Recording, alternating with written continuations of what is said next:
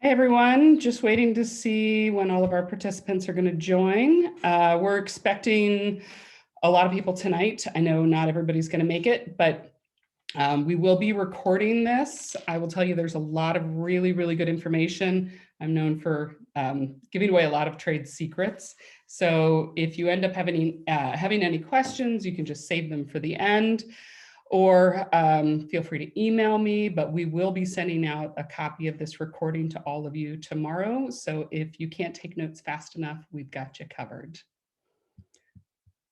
We're going to give everybody a couple of minutes at 6:58. So if there's any questions along the way, again, throw them in chat. I will get to them at the very end.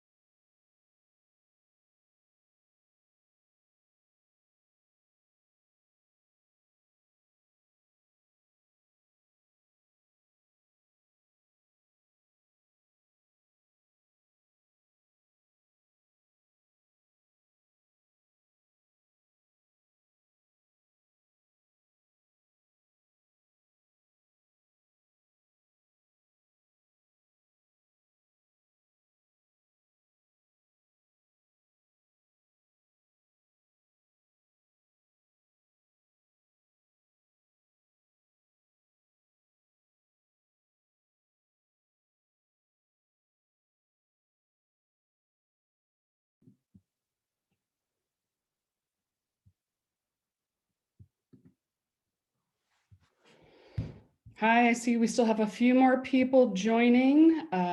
This is one where we had a good 65 people registered. I know evening webinars often are viewed after the fact. So those of you who are able to join us, I'm excited for it. I think you're going to learn a lot. So let's just give it one more minute. We'll see who else shows up and then we'll get started.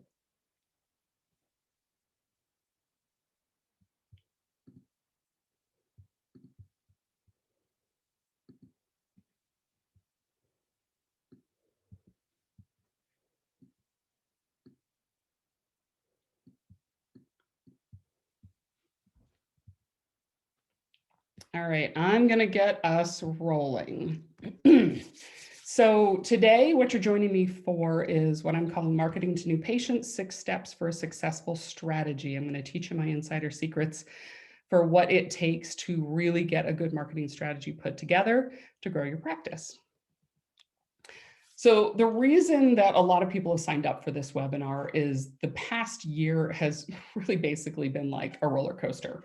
It's been up, it's been down, it's just been completely unpredictable. Obviously, none of us could have predicted the pandemic, but that doesn't make for a really fun way to run a practice. You can't tell what your production looks like, what your new patients look like, and predictability, little stability, never a bad thing.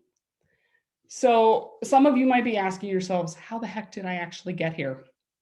Great question. There's a couple of reasons that we typically see when a practice is experiencing this roller coaster kind of production and new patients trend.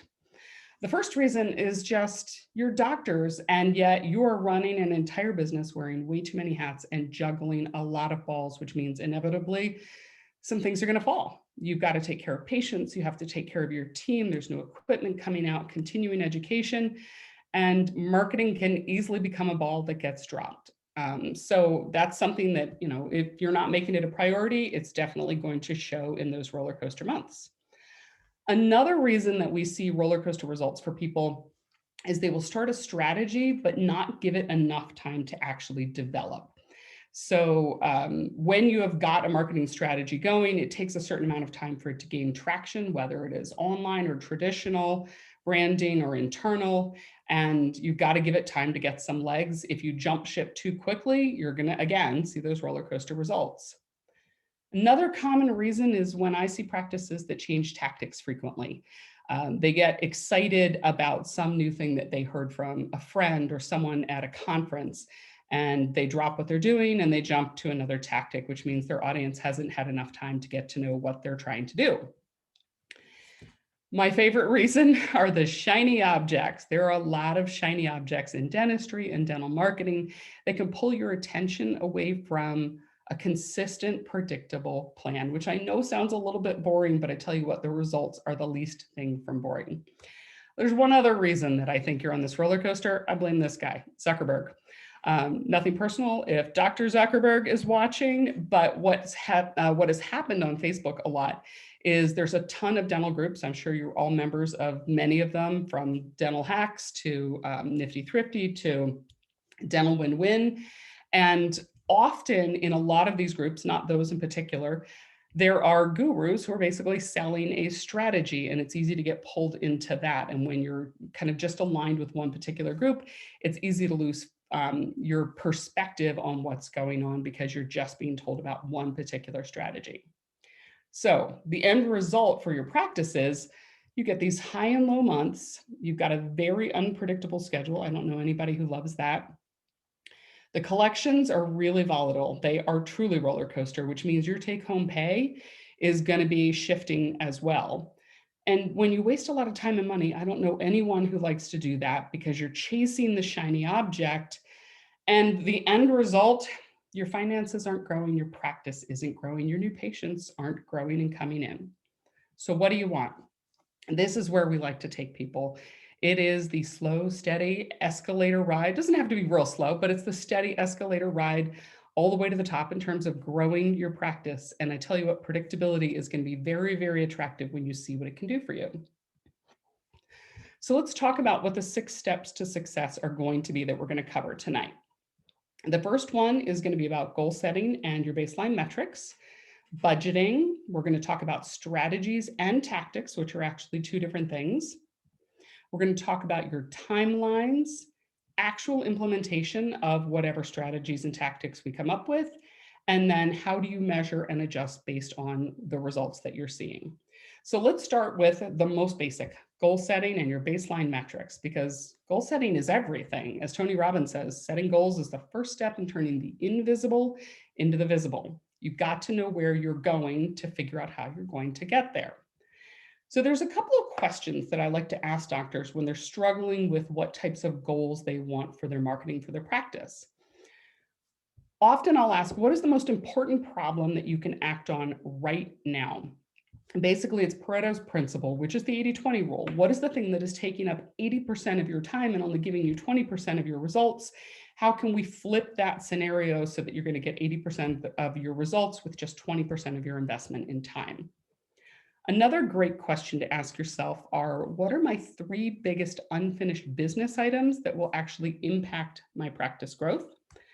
And 3 biggest aspirations that you have for your practice. 2021 is going to burst wide open pretty quickly, but you need to be ready for it.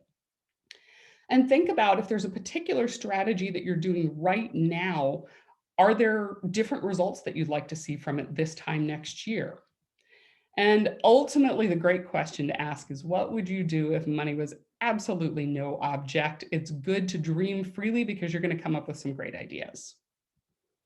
Now, when it comes to goal setting, I'm sure you have all heard this, but SMART goals are pretty much where it's at. So SMART goals, I'm sure you're familiar: specific, measurable, actionable, realistic, and time-bound. Let's look at some examples. Often when we talk to doctors about their goals, this is what we get back. We get what I call vague goals. I want more new patients. I want a better quality of patient, more patients to accept treatment, Invisalign cases, whatever it is. It's just vague because it's, I want more of something. But even the something isn't always completely clearly defined. So let's see if we can pair these up with a true SMART goal to give you an idea of how to really refine that. For example, if your goal was, I want more new patients, let's be specific. You want 30 new patients a month by the last quarter of 2021, because you can't expect that to happen right out of the gate instantaneously. Think of it from a graduated fashion. The vague goal of I want a better quality of patient, maybe your idea is that you're going to target market to 3 very high income zip codes that are near you. If you want your patients to accept more treatment, This number is obviously individual to each practice, but maybe your goal is you want to close 50% of the treatment that you diagnosed in 2021. I think we would all be humming if we did that. And you want more Invisalign cases, but I'd rather see you say that I'd like to start 25 Invisalign cases by the end of the year. So the baseline metrics, which really go hand in hand with the goals, this is the test to see how well you're actually going to be able to accomplish this goal. This is kind of the gut check. So if we take that first goal, I want to average 30 new patients a month by the last quarter of 2021. I want you to go in and measure your current baseline metric to say, how many new patients a month did you average in 2020? Obviously, we can take out the months of the shutdown, but make sure it is realistic. If you're currently getting 6 new patients a month and you want to average 30, that's a pretty big shift. So you have to decide, is this realistic or can I make that investment? Another example, if you wanted to target market to these 3 local high-income zip codes, the first thing I would tell you is to go into your practice management software, find those 3 zip codes, find out how many new patients actually came from those zip codes in the past year to make sure that it's an area that's responding to your practice and finds you convenient. Another example, closing 50% of treatment. Well, the first thing we've got to know is your current treatment plan conversion rate, because we need to know if you're closing 10%, 20%. If you're already closing 50%, we might want to increase the goal. And then lastly, example, those 25 new Invisalign cases by the end of the year, go back and look, how many Invisalign cases did you actually close and start in 2021? Or you might want to ask yourself, how many patients did you refer out for ortho that now that you're thinking about it could actually be treated in-house with Invisalign?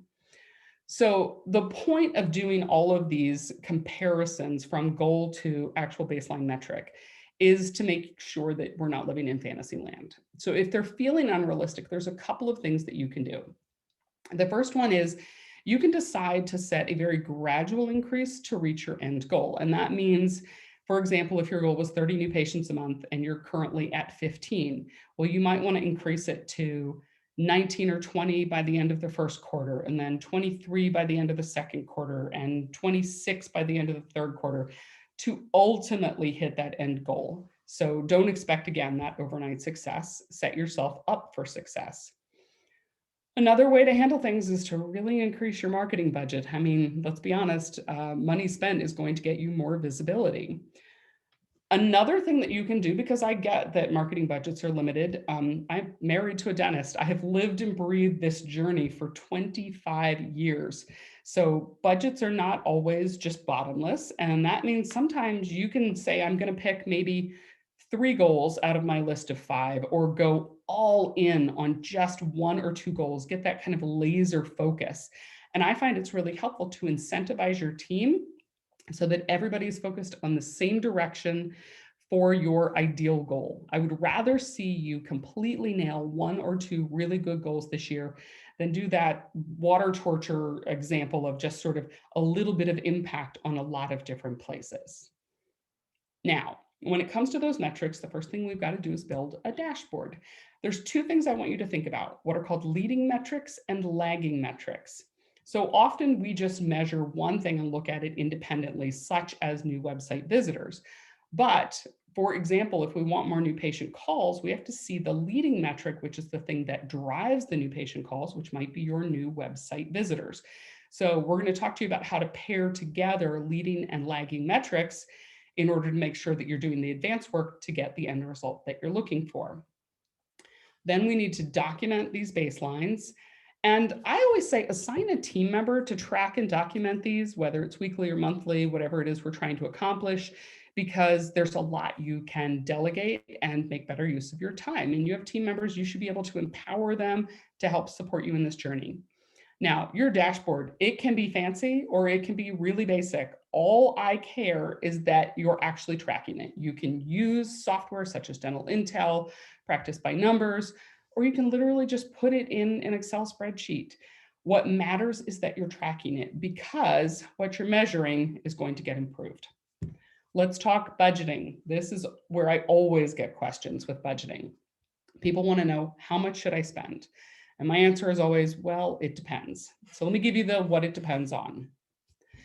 If you're a practice that I call being on cruise control, where the practice is completely full. It's got regular patients, but you want to replace the patients who have moved or passed away over time. And if you think about it, it's actually probably more than you realize.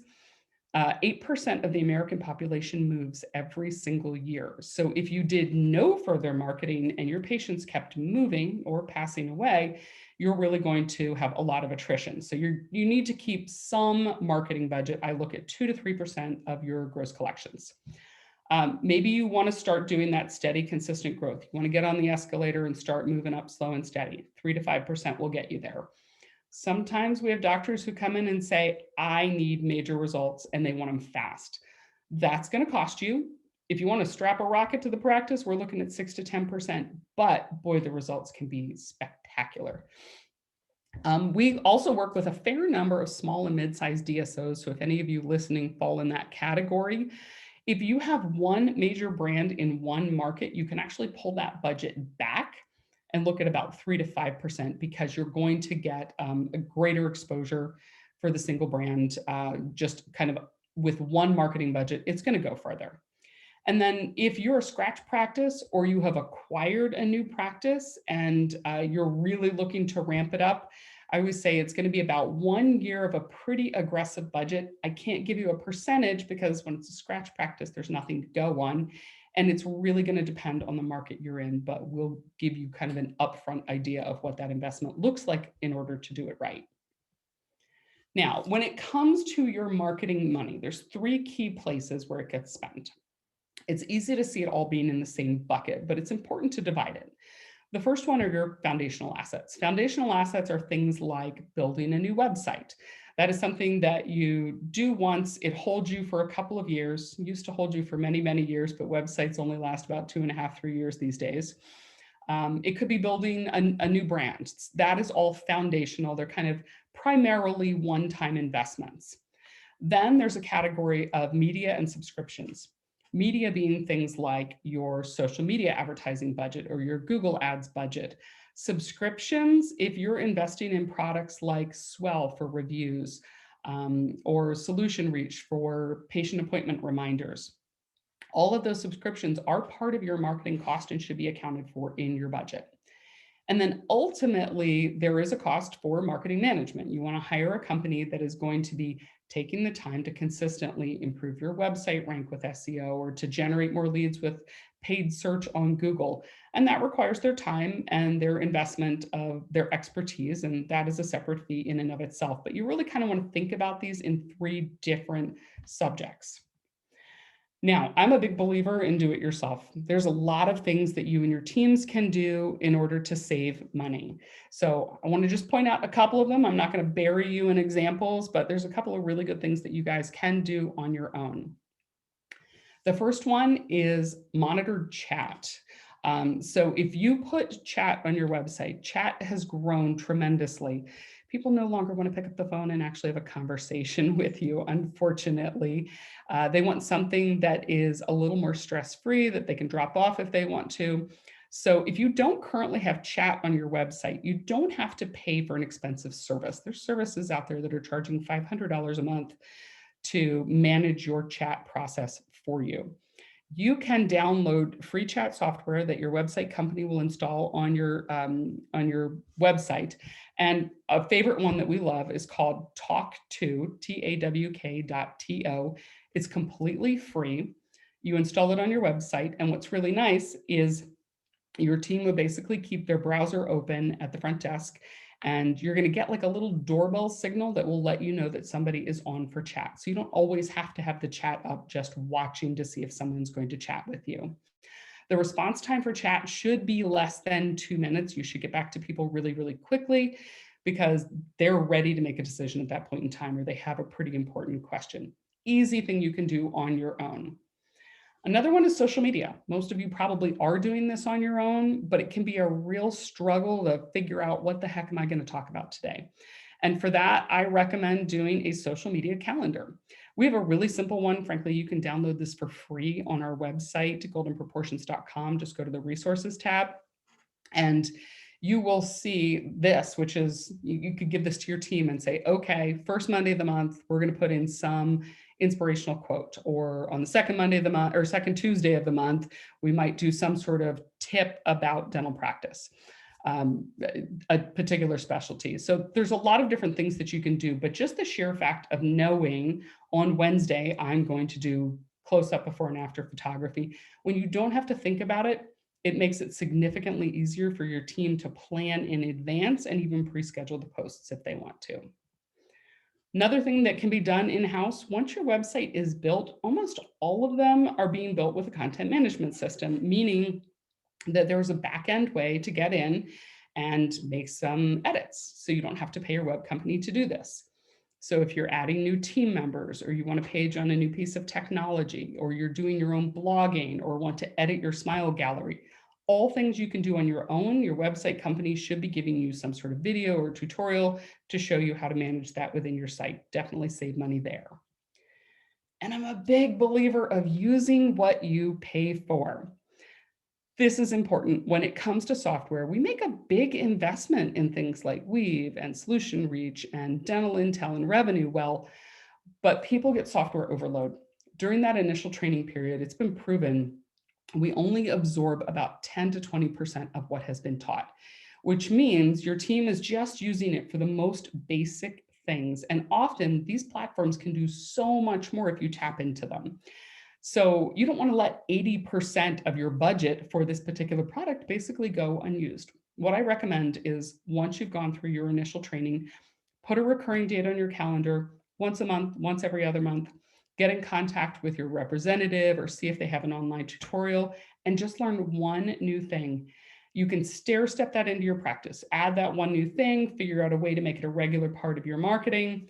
And then a month later or 2 months later, you learn one other new thing. By the end of the year, you're really going to have a huge impact out of the same thing that you've already been paying for, and it won't cost you any more money. Let's talk strategies and tactics. There's a great saying from Sun Tzu that says, strategy without tactics is the slowest route to victory, and tactics without strategy is the noise before the defeat. And I say a tactic without a strategy is just a shiny object. That is often what those shiny objects are. It is a single tactic, and there isn't a particular strategy behind it for how it's going to grow your practice. It's not connected to your goals. It's just a tactic. When it comes to developing your strategy, there's actually six different levels that you want to take into consideration. So you can see 6 is pretty big here. The first one being brand awareness. Then we move into lead generation, which is making the phone ring. Lead conversion, which is making sure that they actually appoint with you. You go into the new patient experience and making sure that those patients stay in your practice and ultimately become advocates for you. Here is what I see happening with a lot of doctors in their marketing. They want to jump the line and only focus on one thing. They want to focus on making the phone ring, which is understandable when you're making an investment, but there is an order for a reason. This is what marketers in literally every industry follow to make sure that the leads are truly engaging and converting. Because if you just jump right to lead generation, it's going to be a lot harder and a lot more costly than if you're exploring marketing for every stage of the marketing funnel. So let's talk about some of the strategies, and I'm not going to drown you in examples. I'll just give you a couple of quick examples for a few of these things. Brand awareness is everything from your logo design and signage down to community events, what you're sponsoring the local Little League team, any networking that you're doing. Social media is also brand awareness. It is not a lead generation strategy unless you're doing paid advertising. Great example of some of the brands that we have done, but what's really important to remember when it comes to an actual logo is not just, I have a pretty logo, but how am I going to apply it? A true brand is represented in pretty much everything that you do. Here's a great example of it. You can see that brand carries over from the website to collateral, to business cards, to t-shirts, brochures. That brand becomes consistent and immediately recognizable. If you're not seeing that with your brand, that's a missed opportunity to create brand awareness. Community events. I'll give you a great example. This is one of my favorites. This is a practice out in Chicago. They do an annual Easter egg hunt in their communities. It has grown over the years, And they have a local park that they basically get permission to use. They put out, as you can see, thousands and thousands of Easter eggs. And families come and they absolutely love this. And it has grown year after year after year. The investment for this is absolutely nominal, but the brand awareness is phenomenal because you're getting all of these people in to see you and your practice and your team representatives walking around in your branded t-shirts, passing out cards for new patient appointments, whatever that is. Find ways to be involved in your community and create a signature event. My husband is a Ironman triathlete. He actually did a kids triathlon in our community for many, many years. It became his signature event because he took care of families. Lead generation, where we all want to jump right to. Great examples of this. Typically, you're going to see your money going into things like Google ads, social media ads, direct mail, which still has a place in the right communities, traditional advertising. There are still places where television and radio have a definite impact, might be more digitally driven. Obviously, your website. But when it comes to your website, it's not just having the website that gets you the leads, it's the search engine optimization and the conversion rate optimization. I'm going to talk to you a little bit about CRO. So great examples of websites. You're going to need something that is powerful and pops. Make sure that you are looking at the websites that the other doctors in your community are doing, because if your site looks dated, I promise you an awful lot of your prospective patients are going to your site and they're looking around, but then they go back and they're looking at other practices. And if you have a dated website, that's kind of like having telling your patients that you're not staying up to date in your technology or in your types of treatment that you do for patients. So make sure that your website is big, bold, up to date. Other lead generation, great examples. Postcards, again, can still be really effective. I like to use Every Door direct mail. It drops your postage cost less than half and still allows you to be very targeted. But there's also kind of great lead generation and brand awareness through things like outdoor advertising. This particular ad, the Stop Hiding from the Dentist with Sedation Dentistry, this is one we did many years ago. It has been knocked off literally dozens of times by doctors around the country, which I take as a huge compliment because it's fun and it grabs attention. But it definitely makes the phone ring because people can't help but stop and look at it, and then they're going to the website. Search engine optimization, as I mentioned, huge part of making sure that you get leads. You have to be on page one of the search engine results, but people think it ends and dies with SEO. Just because you're in the #1 position does not mean you're going to get more calls than your competitor who might be in the #5 position. If your website is not user-friendly, is not doing everything possible to move that visitor to a conversion, to an actual phone call or an appointment request, you have wasted all of that time and effort. We put a lot of energy into both of these. Conversion rate optimization is that other 50% that is taking your visitor and saying, this is a practice you can trust. I need you to come over here, schedule an appointment, talk to us, whatever it is. And there's a lot that goes into it. We have a great checklist, again, under resources. We have dozens of free resources any of you can download. But there is a conversion rate optimization checklist that you can download just to kind of do a gut check against your own site to make sure you're doing everything possible so that those SEO efforts are actually paying off as much as possible. Now let's talk lead conversion. Making the phone ring is only half the battle when it comes to leads, just like SEO and CRO are 50% of the same battle. So lead conversion is about taking that opportunity and turning it into an appointment. And that can be done with a lot of things. Call tracking, training your team on how to convert more calls, big fan of that. Online scheduling and online chat.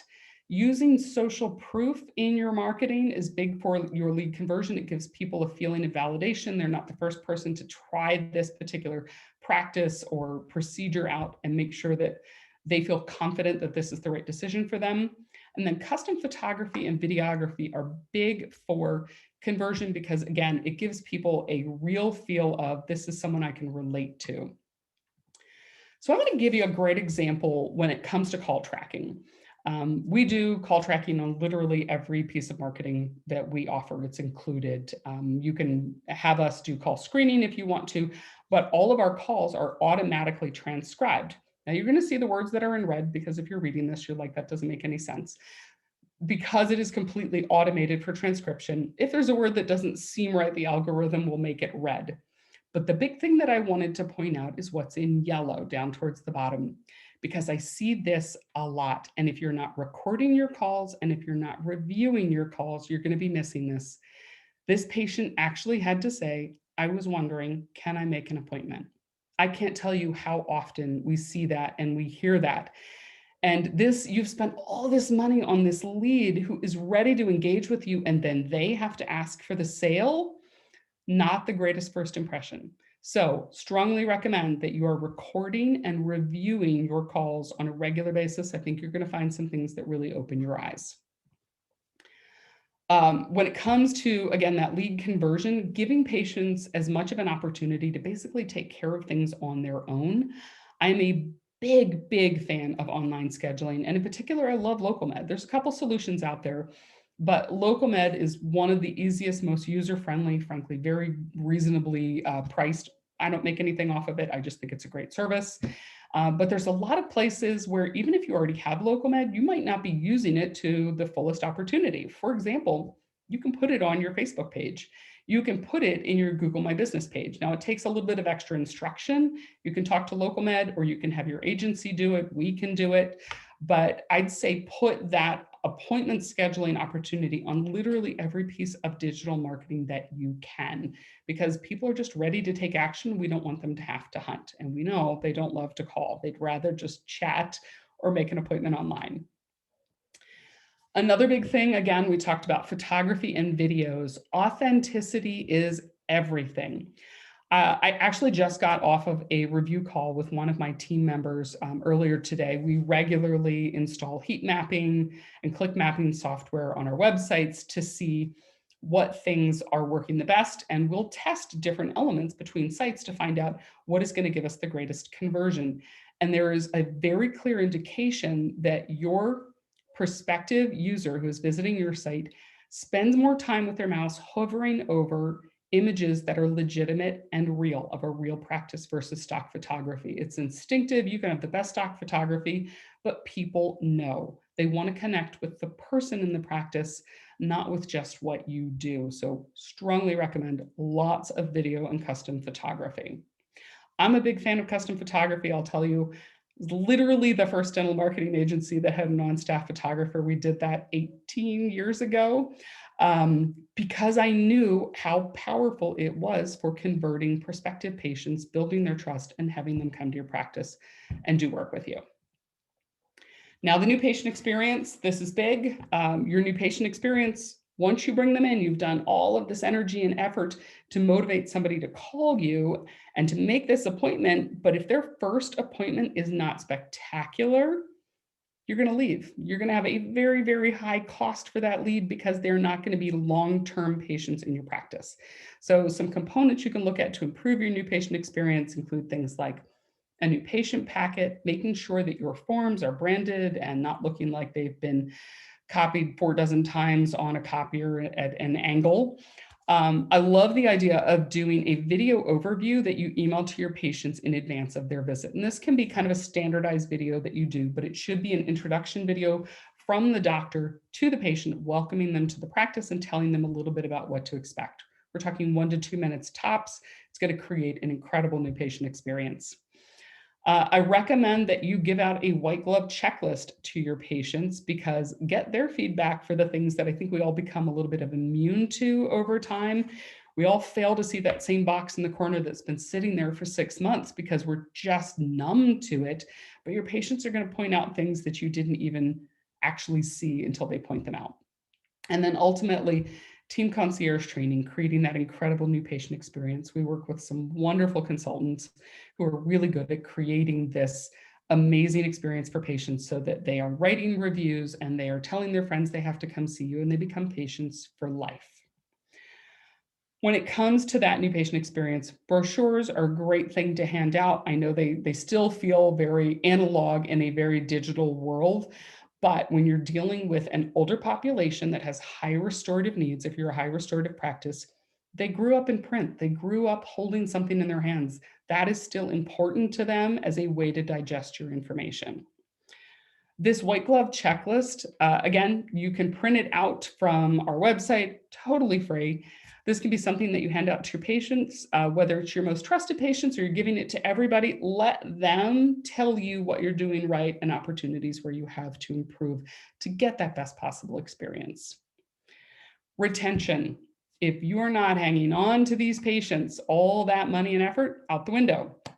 So when it comes to retention, reactivation, email and postcard campaigns, outreach services, making sure that you are working with consultants who are going to teach you how to get 90% of your hygiene patients rescheduled, using the email newsletter function that comes with things like Solution Reach or Weave or some of these other platforms. Great way to just kind of keep your brand awareness with your existing patients. Sending out birthday videos, doing a great video that's like a happy birthday from the whole practice that goes out on the patient's birthday. It feels personal to them.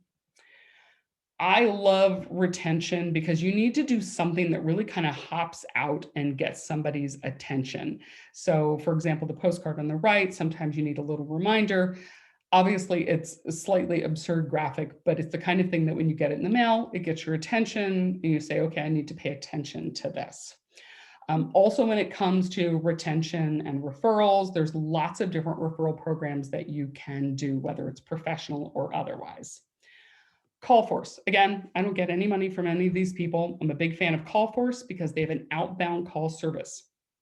They can take a list of any of your patients that have not been seen in the practice from, say, 18 months and on.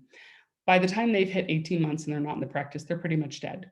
And for a small fee per new patient that they reach and get scheduled, you've got that patient reactivated in the practice. It is completely worth it. I have a couple of doctors who've done this. They absolutely rave about it. Strongly recommend that you give them a call and ask them about the service.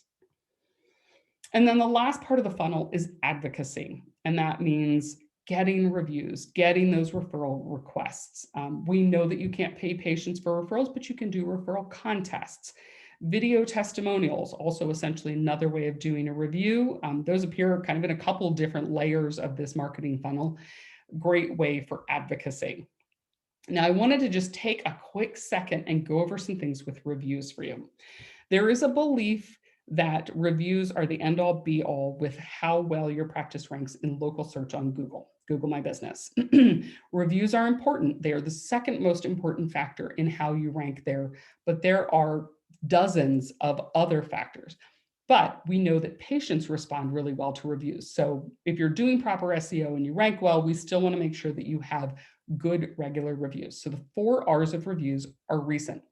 Google is looking at how recent is your latest review. They want to know, was it 3 months ago or did it happen just the past couple of days? They want to see that recency. And by the same token, they want to see it happen steadily. They don't want to just get one review every couple of months that pops in. That's not going to get you the recency you need. They want to see a regular stream, review or two a week, couple of months. When they see that steadiness, they know that people are engaged with your brand and they're going to reward it. The third R is relevancy. Patients don't want to just give you the quick 5 stars. We want them to actually talk about their experience in their review, not just so-and-so is a great doctor, but ask your patients to give details so that a prospective new patient who is reading this review can actually get a feeling of what this process will be like, not just Dr. So-and-so is gentle and his team is friendly. Give us some details. And then lastly, Google is looking at your responsiveness. That means, and so are the consumers, by the way, that means that Google wants to see you going in and writing a response. If someone took the time and effort to give you a compliment or a complaint, you should be responding to that within a matter of a couple of days. Especially when it comes to negative reviews, if you have not responded within a week, you're going to be judged by the people who are reading your reviews because they're going to think that you don't care when someone doesn't have a great experience and that you don't want to learn and grow from it. So I went over a ridiculous number of ideas, strategies, tactics, but When it comes down to it, as they say, the essence of strategy is choosing what not to do. You can easily get overwhelmed by all of the options. It's about zeroing in based on what your goals are. Let's talk about timelines. If you have picked your couple of strategies that are going to have the biggest impact, that are addressing the different stages in the marketing funnel where you have an opportunity to grow, how do we get this executed?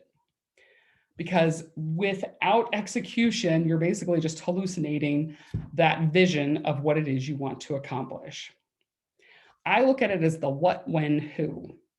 So first identify what are your top 3 strategies. You might have a dozen strategies in your list. Let's just start with the top 3 and put your focus and energy there while we're getting used to the idea of having a plan. Identify when they must launch in order to reach your goals. And then determine who has ownership of this, the budget for a particular project, who gets to make the decisions. Decision by committee is not going to get you very far. And what this timeline is. This does not all have to be done by you, the doctor. Your team can and should be empowered to be involved in this process as long as you have clearly communicated your goals, your vision for what it is you'd like to have happen. So once you've identified the what, when, who, the timeline becomes a lot easier to manage. Getting that team involved, though, isn't just assigning them a tactic and walking away and assuming that they get it done. This involves regular team meetings. If you have a weekly team meeting, there should be a check-in. Tell me what progress you have made on this particular project since we spoke last. Keep them regularly involved and hold them accountable to delivering on the timelines and the results that you set up for them. Implementation. All of this is big ideas until we actually put it in action. When it comes to implementation, I'm going to start. I love this graphic.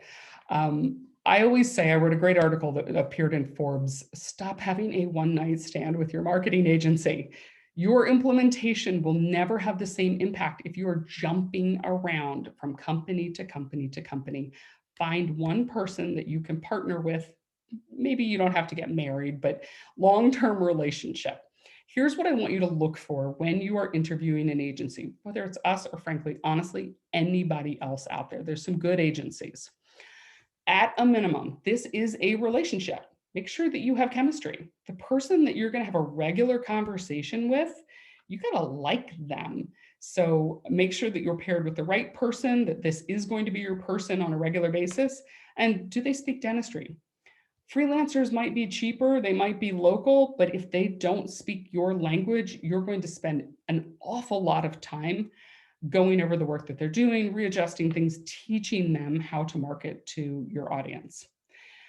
Whatever group you work with, I believe they should be able to pivot to alternate tactics. This is why I'm not a fan of shiny object companies, if they just do direct mail, if they just do websites, because when it turns out that that particular tactic might not be performing to the level that you expected, you're stuck in a contract, or that is the only thing they have available.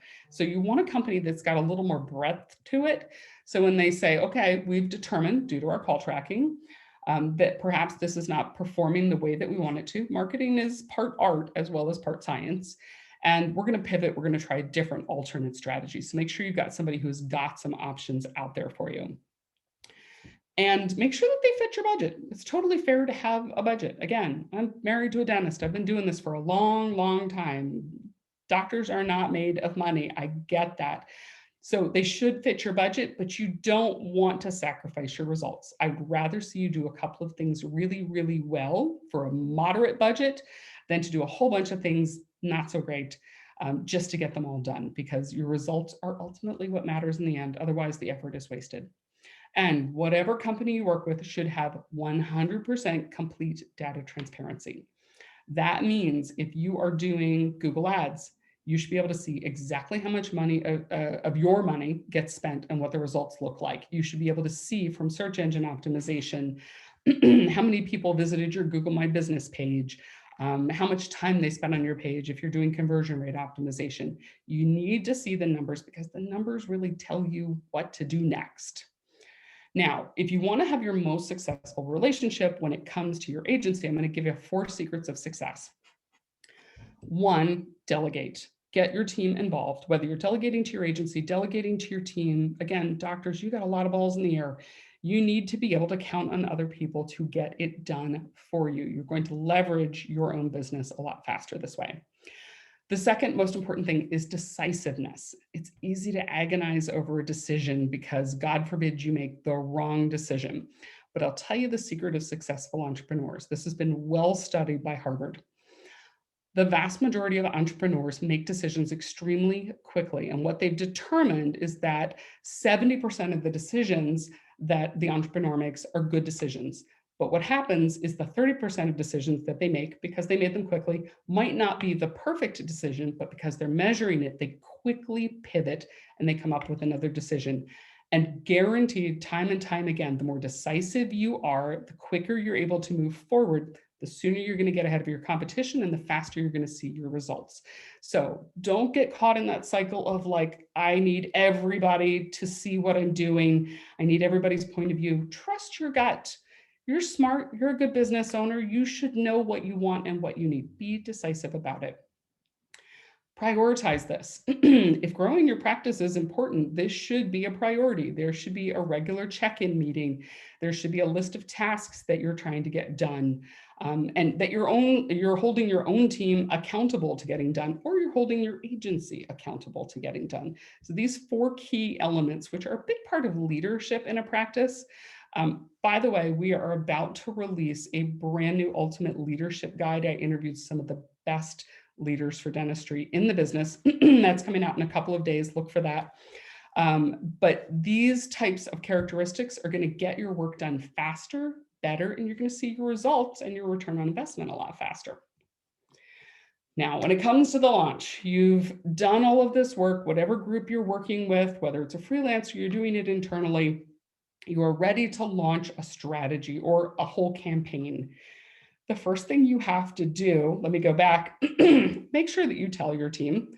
The launch is kind of that step of getting everybody involved. But when you do your launch, it's time to go back and redo those baseline metrics. This is why I say measure twice. My dad always says measure twice, cut once. We've all heard that. That is because we did that original baseline measurement back when we were setting goals, but now we need to get a new baseline measurement right before we launch the campaign so we can truly see the impact that that campaign is having.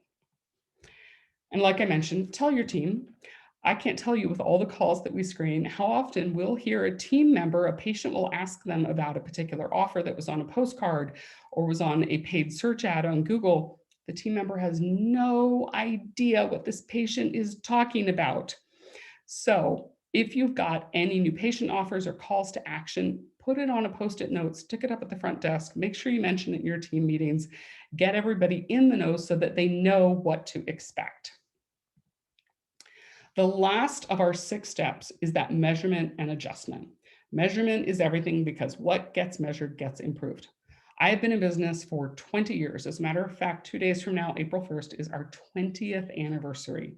And I will tell you that we have been here through multiple recessions, that we grew during COVID, hiring another 20% of the team because we measure everything. We measure our performance. We measure the performance of the products that we do for you.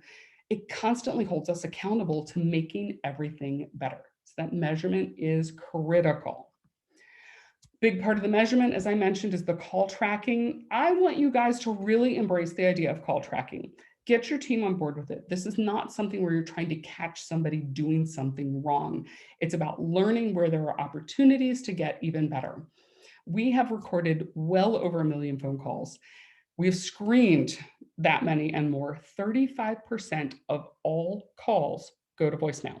We're not talking about a small set of numbers here. This is statistically valid.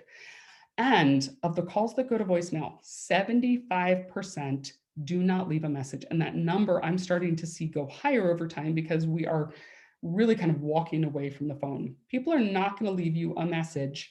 They want their action, their task checked off their list very quickly. You might think your patients are leaving you a message, but the thing is you're not hearing the 75% who just hung up. So go in, listen to your calls, grade them yourself, find out what your patients' common objections are, whether it is insurance or schedule availability or how you're managing COVID in the office, and help your team come up with scripts, to make sure that you are able to overcome those objections and that you can basically start every objection that they have with a yes to make that patient feel confident. Now, one of the tools that we developed that I have spearheaded for years because I'm passionate about return on investment is our call tracking product, smartmarket Dental. It actually connects to your practice management software, literally almost everyone that's out there. And we can show you basically in real time how many calls you got, how many appointments were converted from that. For the patients that came from those calls, what is the value of your diagnosed treatment, your gross treatment, or your gross production, adjusted production, collections. And once we enter the cost of the strategy, it will tell us in no uncertain terms, is it performing? What is your cost per lead, your cost per new patient, and most importantly, your return on investment?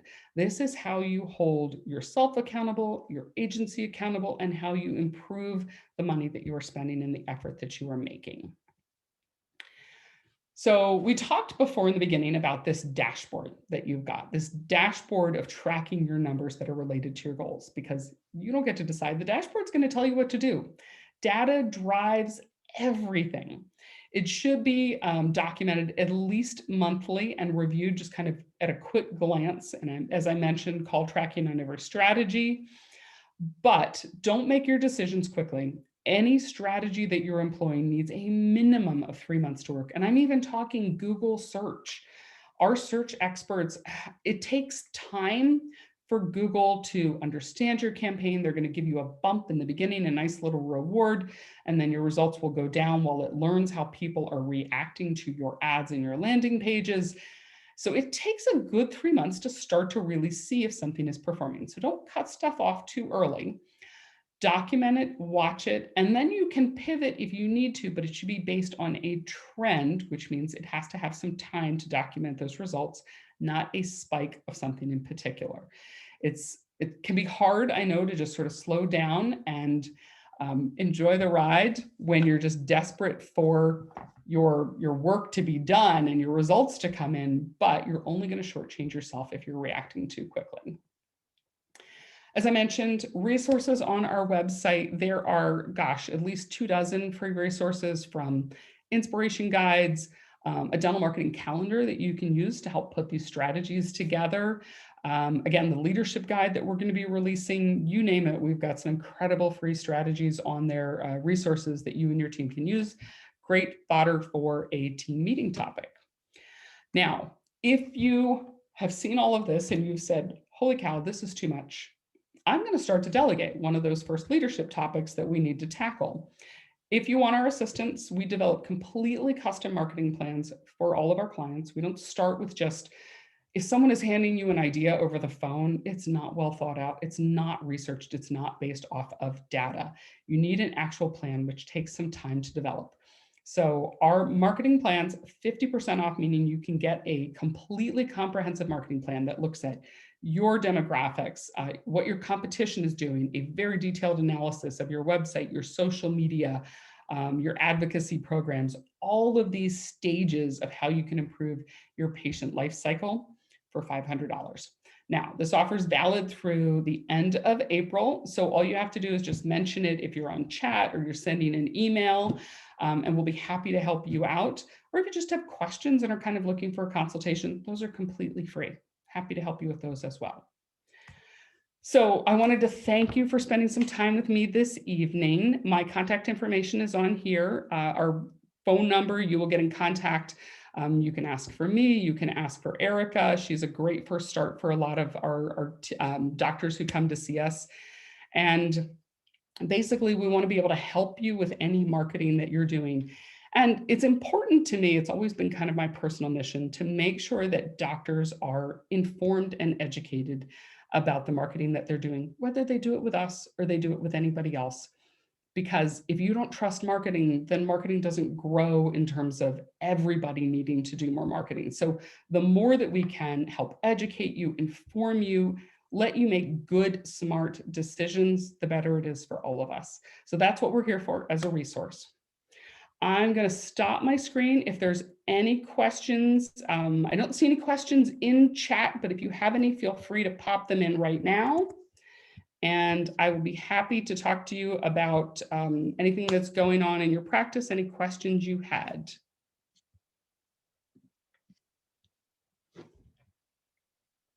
All right, so I don't see any questions coming in, but again, you have my contact information.